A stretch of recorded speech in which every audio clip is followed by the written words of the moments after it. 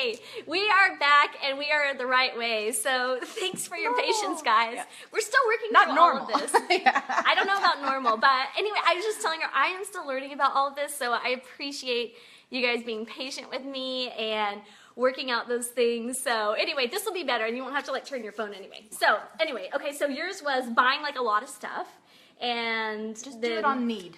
You know, just kind of start with the needs of your business and what you need. Even though it's exciting and you want to just kind of grasp at everything, start small. Okay. Just one bite at a time and kind of get there as you go. Oh, that's good. Okay, so my biggest failure, my biggest lesson that I learned right off the bat was we had promised a product to someone that we would get without seeing the product. So we promised these albums and we priced it off of another album, okay? So that was maybe cheaper. And then when we got the album, we were like, oh my gosh, we cannot give this to the client. It is terrible. And we had scaled this whole project off of these prices. And so when we got it, we're like, it's gonna fall apart. It's gonna be, so we gave a quote based on a product we hadn't seen. That was the biggest mistake. It cost us $7,000, you guys. Especially like starting. We were, I don't think we didn't even make that much on the wedding. Yeah. But we ended up having to, because we wanted to give them a quality product. So we had to go back, price it out, and find a quality vendor that we liked, and it sucked. It's a big that hit. hurt. Yeah, it was like, oh, but we had to because we made a mistake. So anyway, Christy says, hey. She's down in LA. She's, Christy, you know what I was talking about the other day? And I don't want to derail this, but 10 years ago yesterday was probably one of the hardest days of my life. And my friend Christy really saved me. And I was just, everything was going wrong, and my mother-in-law died, and my baby was really sick. I was at the hospital, and my mom left, and I called Christy, and I was crying, and she came and got Miranda, and you saved me, Christy. Thank you for that. So anyway, there's Patty, you know Patty. So I will never forget that, Christy. Thank you. All right, so let's talk about scaling. So you're talking about you grew from a beginning business to the largest one in the Napa Valley in 2.5 years. So let's talk about scaling, because some of you guys are wondering, like, how do I scale my business? How do I scale it wisely? Because growing your business when you have too rapidly can be like one of the biggest downfalls of a business. So let's talk about scaling. Hey there, Sarah. Oh, Christy, I saw your comment. It was so easy for me. I never knew how much that helped you. You did. You just helped me from like cracking up. I felt like I was cracking up. And not in a good way, like in the bad way. Yep. Yes. So talk to me about how you scaled and how did you manage that plan? Did you have, constraints along the way that you would say like, okay, when we reach this, then we'll do X, Y, Z. Like, did you have to hold yourself back from doing, tell me all about that process, because you've grown like wildfire. Yeah. No, I think at the very beginning it was really easy to want more and to see that there was potential out there, and that I can just keep going and keep growing. And I did. We limited it to, so how we work is a 3-bedroom, 2-bath home. So it's a standard home. And so we started with 10. Like that was our first year goal. Can we do 10 houses at once? Okay. And that was even, holy cow, overwhelming. Where do you keep the furniture? Yeah. That's and if you had seen my garage and my house, and I mean, there was times where I had 4 couches in my front room and my garage was full to the rim. Oh my gosh. Well, Christy's asking what business do you own? Since we started over, you guys, because we were sideways, she owns, so you can tell her. I own Napa Valley Home Staging, and I stage houses for real estate. So you had, so sometimes you would have so you went to 10. I went to 10, and that was the first year, and I could have went more. I mean, the need was there, people were learning about me, but I just knew I couldn't go that fast. I kept hearing stories. Oh, all new businesses, a lot of them fail in the first year because they do grow too fast and then they can't keep up. Yes, that's true. And so we set goals. For the first year it was 10 houses, and I think with any business, just from my retail past, you have to have constraints and goals, but at the same time not be afraid to grow and service the demand as well. Yes. So the second year we added more houses, and I went to 30. So that's even a huger jump. And I had to have people and helpers, and We have movers, and I then jumped into a warehouse. And so I have a 3,500 square foot warehouse. Wow. And there was little transitions all along the way, from the garage at our house with shelves, and it was all cute and organized. The earthquake hit. That really rocked our world. Right. And then we went to a storage unit, and then we had 3 storage units, and then it was just time to take the jump to bigger and know. And so we are kind of holding steady right now and growing in new ways. And so this year it's about people and getting the right people, and kind of just keeping at a consistent level where we know we're doing it right. And then we'll see what. I love that. So you're scaling like purposely, and you're trying to get it right first and then grow, which is beautiful. And then I wanted to ask you this question. For us, one of the hardest steps was to grow our business was taking on an editor and a commitment to that, but we knew it was either like stay the same and die, or take on this big expense and live and grow. So what would you say was the hardest leap that you had to make out of faith, like just whether the business was going to keep growing, or like, what do you think? I have 2, so I'll make the first one quick. Would be the warehouse. Going for a big rent every month, and knowing that even during the slow months, you have to cover that warehouse rent.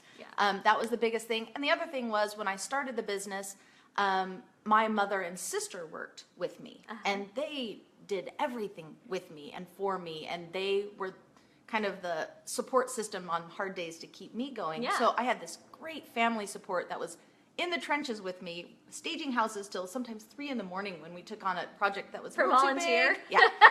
And I would pay them, but you felt like it was never enough. But this year, January 1, we have hired our first full-time person. Awesome. Who is amazing and talented, and we're looking forward to growing with her. My sister has moved, and my mom is still holding on with us and helping constantly, so thank you, Mom. But just that, I would say that's the biggest thing, is it's you're handling someone else's financial stability, and that carries a lot of weight at night when you're trying to sleep, and making sure that they're taken care of as well. It does. And I love that. In some ways, I think that it's so fun too, though, like when some people hate writing the checks to other people, but I think it's the funnest thing in the world to like be able to know that you're helping somebody else live well, you know, by just being able to hire them. And to me, it's so fun. I love that aspect of it. You know, it is fulfilling, like to make a job for somebody. Okay, so just 2 more questions. Number 1, let's talk about this one. So, there is somebody out there, like when I'm looking at the people that are joining this thing, I can see like multiple businesses represented, and multiple. I see Christy does Rodan and Fields, and then Sarah, of course, does her business, and photography, and I'm just seeing like a lot of different people. I saw Carrie earlier, who does skincare. Remember Carrie? We went to school with Carrie. And so I see a lot of people doing a lot of different things, and here's the question. Let's say you're that person that you have this idea, you have the experience, you have the knowledge, you have the resources, and you have this idea in your heart that you want to like expand or grow a business or start a business, but you're feeling something is keeping you from stopping that. It could be fear, it could be discouragement, it could be I can't figure out how insurance works, it could be confidence, it could be anything. What would you say to that person? Like if they were sitting right here with us today, what would you encourage them with? What would you say to them? Like they're out there. They're out there. I think the one thing, and I don't know if I'm not saying everybody go watch this, but I watched a lot of motivational videos. Oh, okay. Read a lot of motivational quotes, because it was the hardest thing I've honestly had to do. And I've been through a lot. But I know starting this business, I had to leap over fears, and I mean ginormous fears. And I watched a video, and if you guys are familiar with Steve Harvey, Family Feud guy. Yes. And he has his own show. But there was one day on my Facebook feed, and I see this little video, and it says Jump, Steve Harvey's Jump video. And I remember watching that in tears, and knowing he was talking to me. Wow. And knowing that I was the one that needed to jump. And I love how he says it in this video too. Your parachute's not going to open. Sometimes you are going to be so skinned up, you're clothes are going to be torn to shreds because you're going to fall. You're going to fail, but you've jumped. Wow. You can live life knowing that you took that leap. And a lot of people I knew at that point in my life, and if you feel like you are just going to a job and it is just sucking you dry of energy and your life, and you have a passion, you were given that passion for a reason, and it's live it.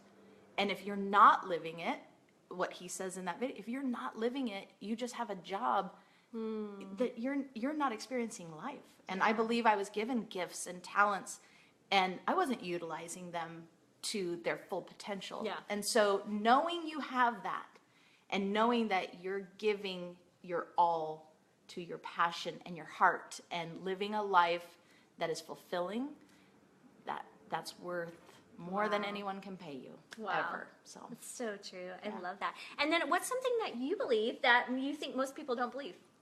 Just an interesting question. something I believe come on, that was a good word. Christy said, I'm in direct sales. She sells Rodan and Fields. Okay. My hat is off to people like you who start from the ground up. Yeah. It is a hard work. It is hard. Well, and I have for people who do that as well. Oh my goodness. I've dabbled in those worlds as well. Yes. So, I don't think I could do it. I struggled with it, but something I think everyone has the potential to live a bigger dream than they even can imagine. Wow. And I think I have big dreams. Talking to your daughter earlier when she was like, I want to do this, this, this, and this. That's how I am. Like, I have so many things that I want to do and reach and these goals. And I had to get over the first failure. And it's funny because now I feel like, oh, I did it once. Like, what else can I do? How far can I push myself and believe in myself to take on the next one? So I had to get over the fear of failure, because failure is living. And if you're failing, you're living. So. Wow. So Christy said, sales is scary. I'm more of a giver, but God is not letting me quit. I'm learning so much. And she's doing so well, too. I'm so proud of you, Chrissy. Thank you for that word. That's a good word, girl. All right, hold on, you guys. Don't move. I'll be right back. Okay.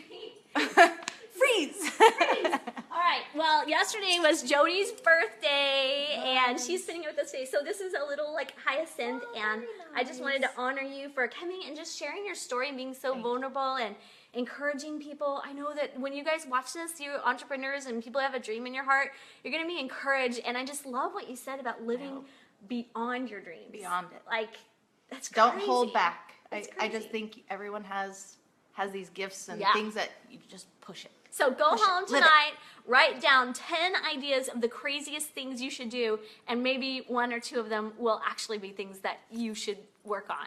So we're doing that. We're like, Livy and I are working on that every day. We try to write down 10 crazy ideas. Like, I told her today, write down the 10 of your most out there ideas for a birthday party, because she loves to plan parties.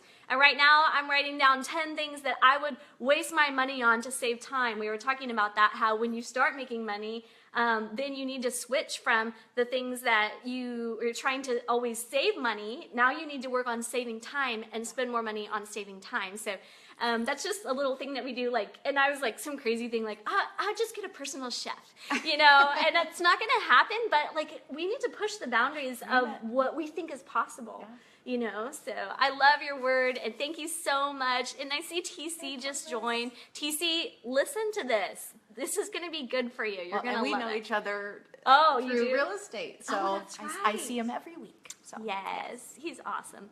All right, love you guys. May your minds be fierce. And house cleaner, please. All of us, yes, exactly. Yes, totally. And I was thinking, like, even like dry cleaning would be good. Getting a virtual assistant, I was kind of thinking about that. Like, ideas where you could just, like, what do I waste my time doing that aren't profitable? Yeah. I'm wasting my time ironing clothes. Yeah. And it's not profitable to me, and my time would be better used for something else, you know? So house cleaner is my #1 thing, too. I'm like, oh, please. I just told Jodie that. Just this morning. Like, absolutely. I think we're all on the same page on that. Yeah. I told Damien, if you want a clean bathroom, we're going to have to get a clean house cleaner. It's just going to have to happen. Yeah. But anyway, may your minds be fierce and your spirits, your heart strong and your spirit kind today. Cleaning is definitely a waste of time. I agree. But I mean, we should have a clean house. I mean, you know, healthy at least. Yes. Right. So I will see you guys on Wednesday. I will be in LA at the Propel filming and leaving tonight. So hopefully maybe come live to you from there. We'll see how it goes. I don't know how it's going to be, but we're going to be doing that. And so I hope you guys have an awesome day. We love you. Mwah. Bye. Bye.